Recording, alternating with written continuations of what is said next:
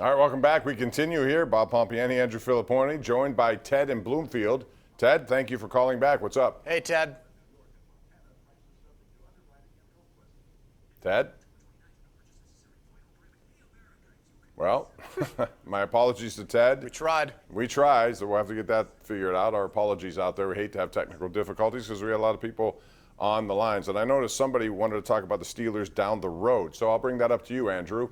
You have a game against Cleveland. Obviously, these AFC North head-to-head games are going to matter more than anything. But then a couple of winnable games before they head into the teeth of their schedule. But the other thing is, there are so many other teams in the AFC North who face similar adversities. You know, their schedules are all tough, every single team in here. So how do you see it playing out?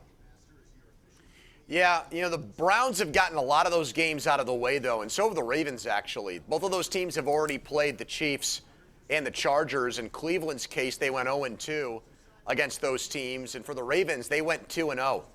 And so that's going to be, that's an interesting part of this whole thing to me, Bob, is, I think Lamar Jackson's been great.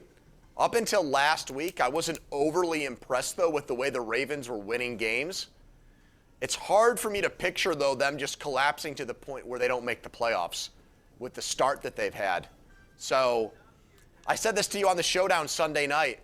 I think as far as the Steelers go, the Bengals are the team that can be the spoiler in this because they've gotten off to a good start. They've already matched last year's win total. And how far can they go? Can they win 9 games?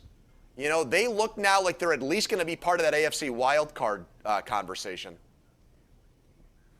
All right. I agree. I think it's going to be tough, and I think at this point, the Ravens, despite all their injuries, I give them credit for that because they've missed a ton of guys. Me and too. Yet here they are with Le'Veon Bell, Devonta Freeman, and Latavius Murray.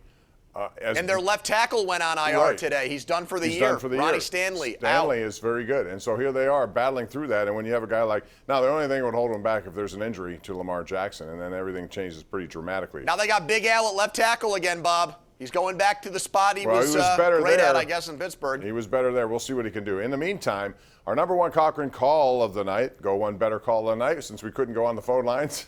Instead, we'll make Hannah our producer here tonight. So Hannah Mears, and she had a question for you, and it was this, Andrew. What was your favorite Mike Lang ism of all the ones he's used in his career? I like Lord Stanley. Lord Stanley, what does it, bring out the brandy? You like brandy, so that makes sense. I do. Well, I guess we're hitting on a theme tonight, which kind of is a little bit of,